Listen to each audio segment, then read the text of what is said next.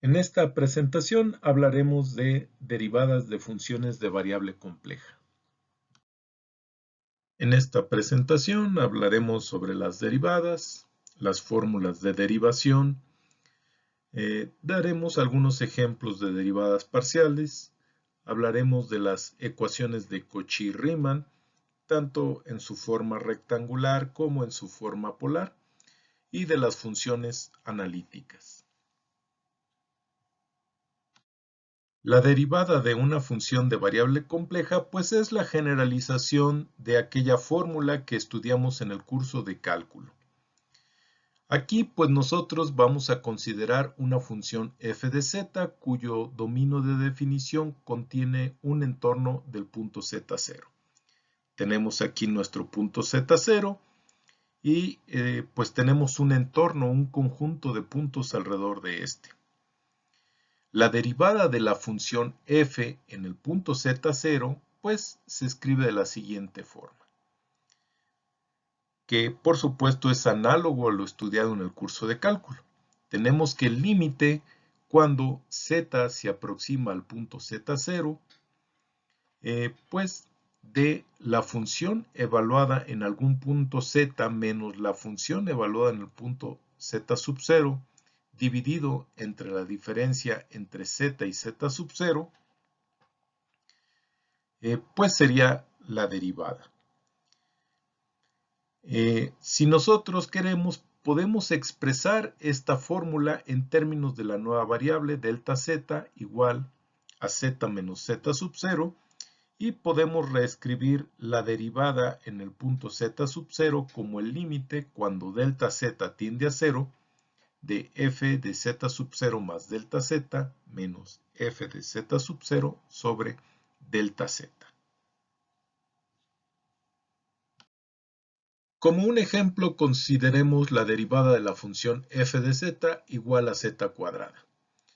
Pues lo único que hacemos es sustituir en la definición, la número 2 de la diapositiva anterior. Aquí tenemos la función evaluada en z más delta z, que sería z más delta z al cuadrado. Enseguida restamos la función evaluada en el punto z y dividimos todo por delta z.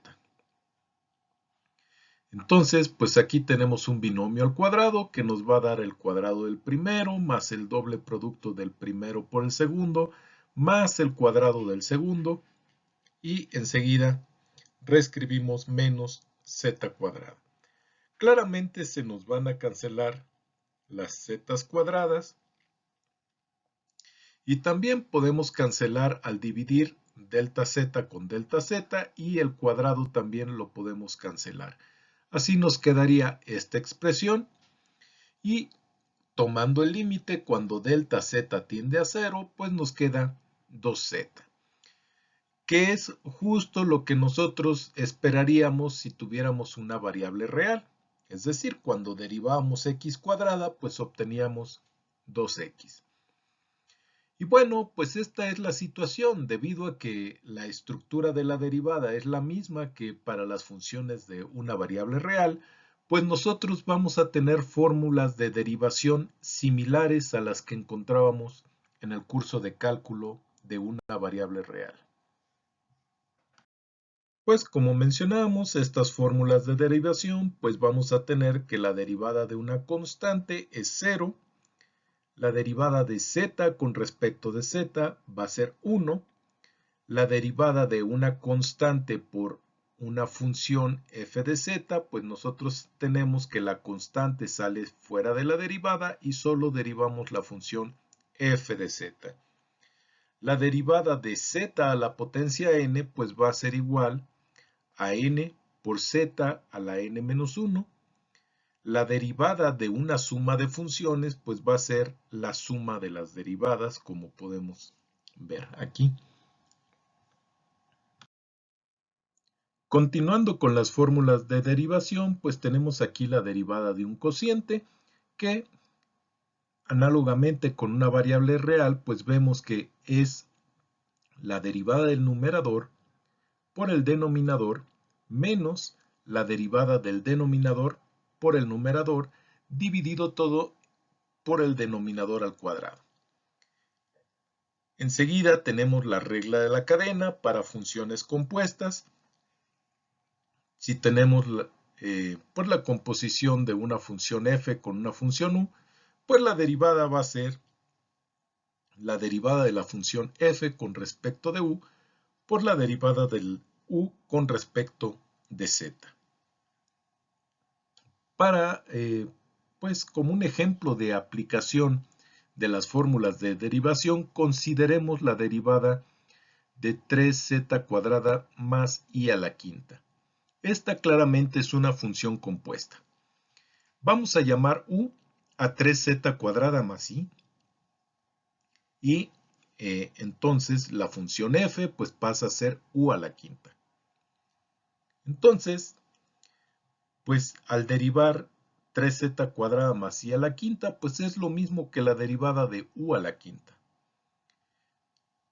La derivada de u a la quinta en su turno pues va a ser 5u cuarta por la derivada de u respecto de z. Ahora pues sustituimos u a la cuarta, así tenemos 5 veces, esto sería u cuarta, y enseguida tenemos la derivada de u con respecto de z. Bien, u pues es esta suma de funciones.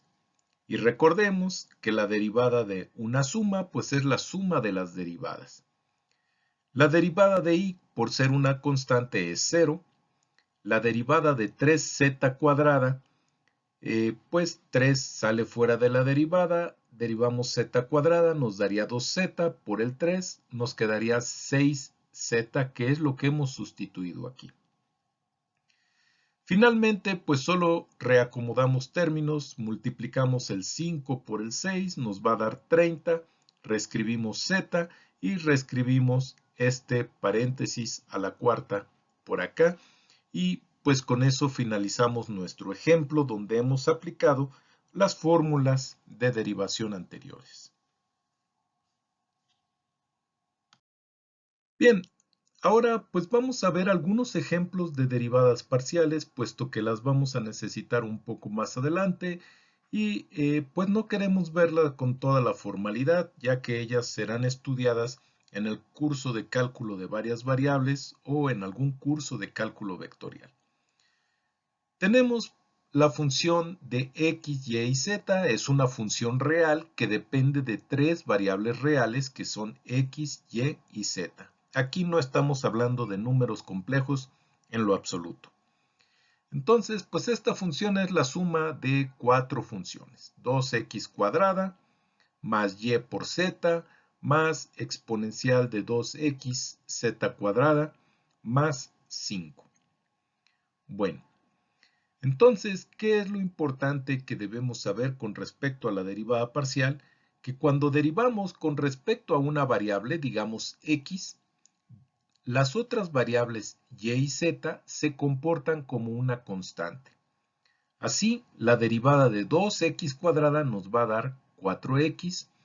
La derivada de yz con respecto de x, pues es una constante, nos daría 0 y por eso aquí no tenemos ningún término en azul. La derivada de la exponencial de 2xz cuadrada, pues lo derivamos como e a la u, donde u pues es 2xz cuadrada. 2z cuadrada se comporta como constante, la única variable es x. Entonces al derivar pues va a salir esa constante y nos quedaría la exponencial. Finalmente 5 es una constante y su derivada con respecto de x pues es 0, por lo que tampoco figura por aquí. Ahora consideremos la derivada de la función f, pero con respecto de y. Con respecto a y, x y z son constantes. Así, el primer término es una constante y al derivar tenemos 0. El segundo término tenemos constante, z es constante por y. Aquí al derivar y, pues eso nos daría 1 y la constante sale fuera de la derivada, por lo que solo nos queda z. Este término no contiene y, por lo tanto, desde el punto de vista de la derivada respecto de y, este término es constante. 5 es una constante, entonces pues lo único que obtenemos de haber derivado con respecto de y pues es z. Ahora vamos a derivar la función con respecto de z. Bien, desde el punto de vista de z, el primer término es constante. El segundo término no, podemos derivarlo. Entonces la derivada de y por z, y es constante, sale fuera de la derivada de z respecto a z es 1. Entonces, pues nos queda aquí y solamente. Ahora tenemos la derivada de exponencial de 2x por z cuadrada. Respecto a z, 2x es una constante. Entonces, al derivar, pues vamos a tener la derivada de la exponencial es otra vez la exponencial y la derivada del argumento pues nos va a dar 4x por el 2 que sale al derivar z cuadrada. Y tenemos entonces este resultado. Entonces, pues derivar parcialmente es algo sencillo en el sentido de que pues las otras variables se comportan como constantes. Y pues con este ejemplo pues vamos a ilustrar lo que son las derivadas parciales que vamos a necesitar cuando hablemos de las condiciones de Cauchy-Riemann. Bien, ahora veremos las ecuaciones de Cauchy-Riemann en su forma rectangular. Supongamos que tenemos una función f de z que podemos separar en su parte real u y su parte imaginaria b. Cuando la derivada de la función existe en el punto z sub 0, expresado como x sub 0 más y veces y sub 0, entonces las primeras derivadas parciales de la función u y la función b deben existir en ese punto. Y ellas van a satisfacer las llamadas ecuaciones de Cauchy-Riemann. Que tenemos que la derivada parcial de u respecto de x pues va a ser igual a la derivada parcial de b con respecto de y la derivada parcial de u con respecto de y pues va a ser igual al negativo de la derivada de b con respecto de x.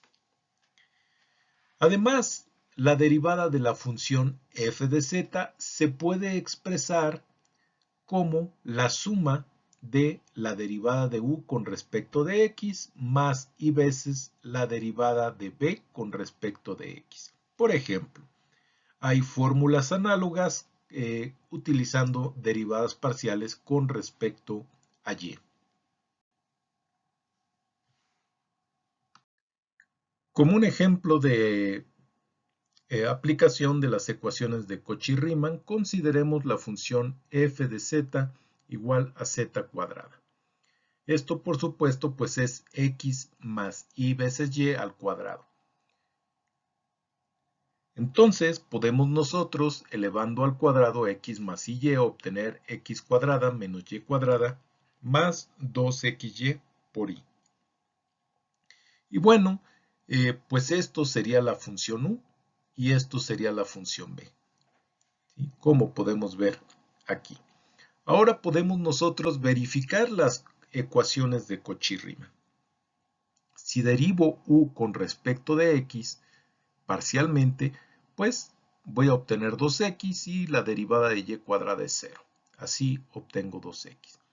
Ahora, si yo derivo b con respecto a y, pues la derivada de b con respecto de y, pues 2x es constante, solo derivo y me quedaría 2x. De esta manera, pues verifico la primera de las ecuaciones de Cauchy-Riemann. Ahora, la derivada de u con respecto de y, x ahora es constante, esto me daría 0. La derivada de menos y cuadrada me va a dar menos 2y, que es esta expresión que tengo aquí. Ahora, si yo derivo b con respecto de x, derivando b respecto de x, pues y ahora es la constante. Al derivar, pues me va a quedar solamente 2 veces y.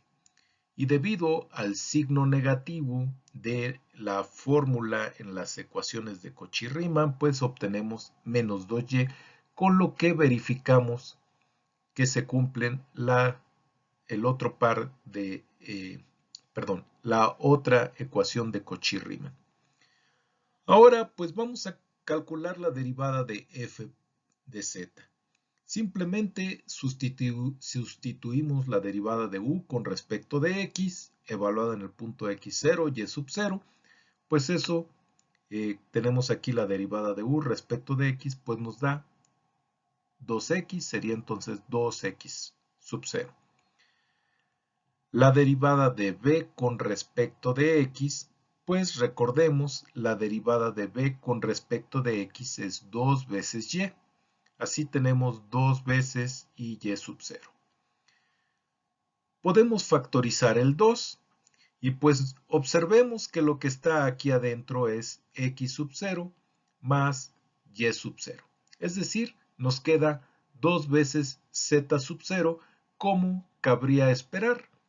Recordemos pues que esta fue la función que derivamos en nuestro primer ejemplo, que era z cuadrada.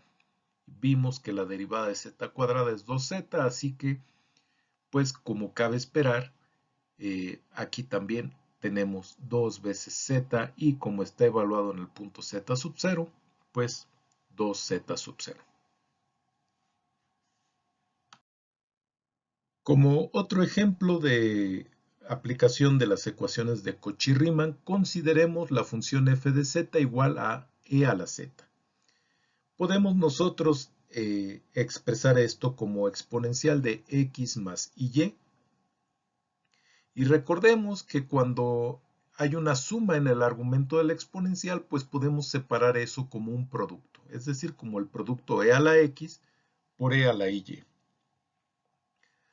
Ahora, e a la y, pues recordemos la fórmula de Euler que vimos en nuestra presentación número 2, que nos permitía expresar esta exponencial de argumento imaginario como una suma de senos y cosenos. Efectuando las multiplicaciones, pues tenemos e a la x por el coseno de y más e a la x por el seno de y por la constante imaginaria y.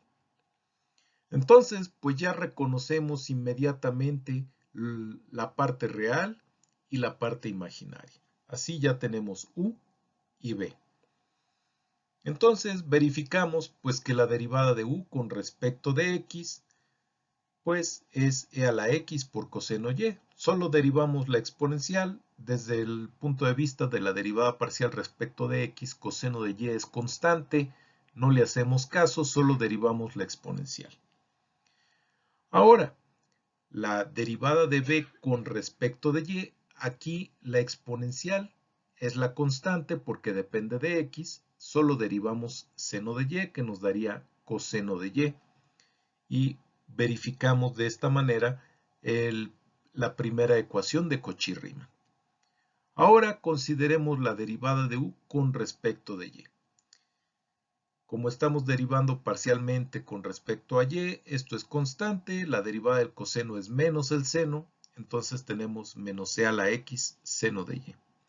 Ahora, la derivada de b con respecto de x, la derivada de la exponencial, pues es otra vez la exponencial, esto es una constante desde el punto de vista de x.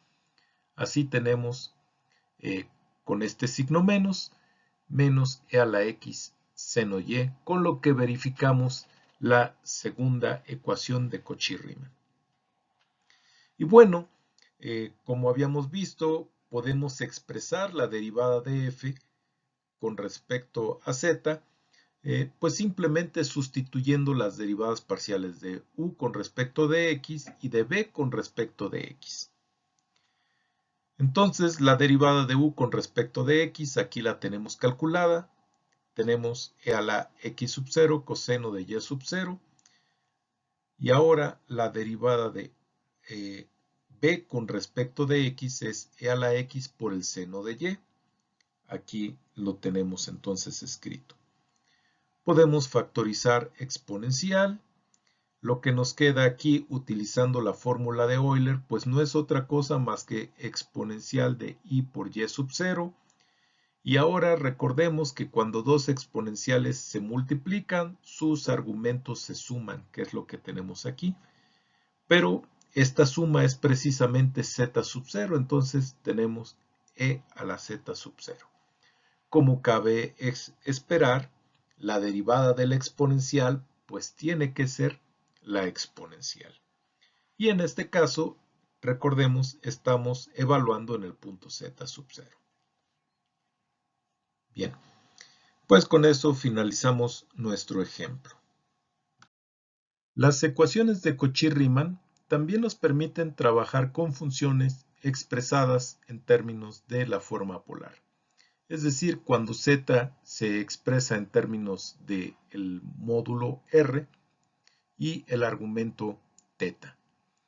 Supongamos entonces que nuestra función f de z puede escribirse como una parte real u y una parte imaginaria b.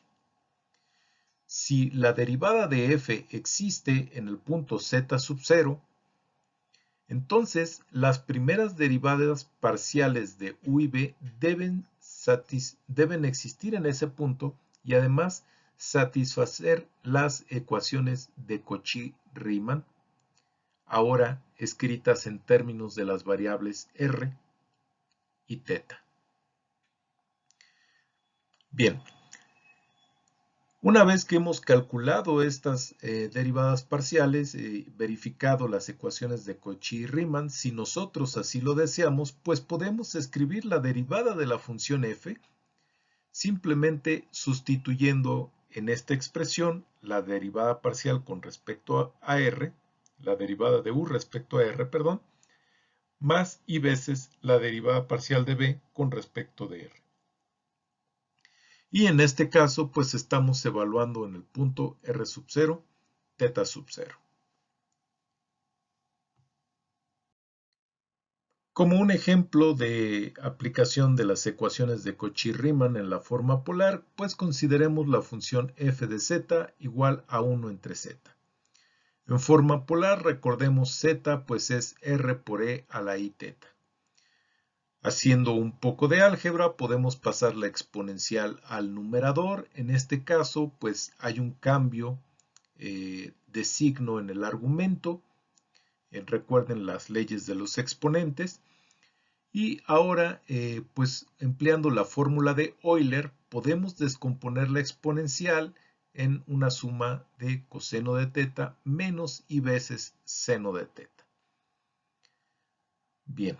Entonces, pues de aquí podemos rápidamente identificar las partes real e imaginaria de la función.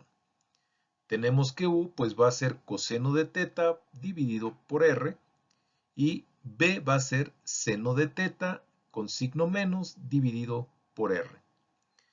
Y ahora pues podemos verificar la derivada de u con respecto de r, pues la derivada de r a la potencia menos 1 pues va a ser menos r a la potencia menos 2 por coseno de θ, es decir, esta expresión que tenemos aquí. Y por otro lado, la derivada de b con respecto de θ, pues la derivada del seno es el coseno. Coseno dividido por r con signo menos, y con una r que ya tenemos aquí en la fórmula, pues nos queda menos coseno de θ entre r cuadrada. Con eso verificamos entonces la primera de las ecuaciones de Cauchy-Riemann. Ahora vamos a derivar u con respecto de θ. La derivada del coseno es menos el seno, entonces nos queda menos seno de θ dividido por r. Pero ya hay una r aquí dividiendo, entonces nos queda menos seno de θ por r al cuadrado. Ahora, la derivada de b con respecto de r. Si derivamos r a la potencia menos 1, pues eso nos va a dar menos r a la menos 2. Con el signo menos nos queda r a la menos 2 por seno de θ. Pero como ya hay un signo negativo aquí, pues nos vuelve a aparecer el signo menos. Hay que tener cuidado con estos signos Y recomiendo pues que estos cálculos los desarrollen en su cuaderno y que ustedes se convenzan de que esto pues realmente es así. Muy bien. Entonces, pues ya verificamos las ecuaciones de Cauchy-Riemann. Ahora, pues podemos nosotros, si así lo queremos, pues calcular la derivada. Simplemente, pues vamos a sustituir las derivadas de u con respecto de r y de b con respecto de r. Bien, la derivada de u con respecto de r, pues ya la tenemos aquí escrita, es menos coseno entre r al cuadrado, lo sustituimos. La derivada de b con respecto de r, pues ya tenemos aquí la derivada, obviamente no hay que considerar el signo, pues tenemos seno de teta entre r al cuadrado. Bien, ahora pues podemos nosotros factorizar el signo exponencial de i teta, pues multiplica esta expresión. Tenemos coseno de teta menos i veces el seno de teta. Esto pues pasa a ser otra vez e a la menos i teta, que al multiplicar a esta e a la menos i teta nos quedaría en el numerador e a la menos 2 veces i por teta. Pero ese e a la menos 2 veces i por teta pues pasa al denominador y podemos ahí entonces agrupar r y e a la i teta al cuadrado. Pero r por e a la i teta es z, ¿sí? Simplemente estaba expresado en su forma polar. Entonces, pues esto es menos 1 entre z cuadrada. Y como habíamos visto, pues la derivada de 1 entre z se deriva igual que cuando derivamos una variable real. La derivada de 1 entre x nos da menos 1 entre x cuadrada. La derivada de 1 entre z nos debe dar menos 1 entre z al cuadrado. Entonces, pues digamos que esto es una forma alternativa de calcular una derivada de una función compleja. Vamos a ver, pues a continuación, por qué es importante las ecuaciones de Cauchy-Riemann. A lo mejor podrían decir, pues si ya podemos derivar de la manera que nos enseñaron en el curso de cálculo de una variable, ¿por qué derivar ahora de esta manera? Bueno, pues la razón está relacionada con las funciones analíticas. Funciones analíticas. Una función f de variable compleja z se dice analítica en un conjunto abierto R, por ejemplo este disco, si tiene derivada en todo punto de ese disco abierto, de ese conjunto abierto. En la literatura a las funciones analíticas también se les llama funciones holomorfas o funciones regulares.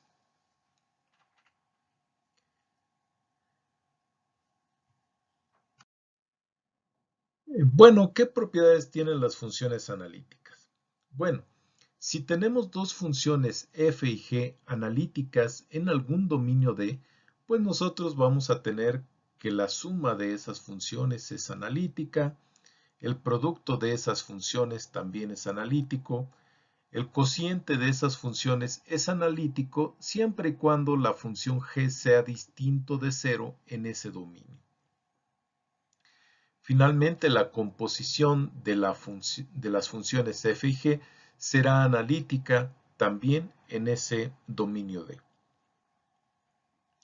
Por ejemplo, si tenemos entonces que la función g es la función z cuadrada más 4 y la función f de z es e a la z, definidas en este caso en el dominio z menor que 1, es decir, en el disco abierto con centro en el origen y de radio menor a 1, pues nosotros tenemos la suma, que sería una función analítica, el producto de estas dos funciones, que también es analítica, el cociente de estas dos funciones sería analítico. Noten que z cuadrada,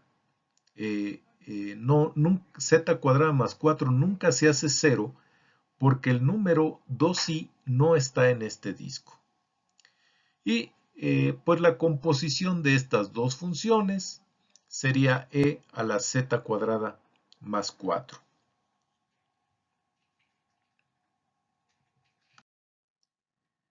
Bien, en este ejemplo, pues tenemos el caso de una función que no es analítica.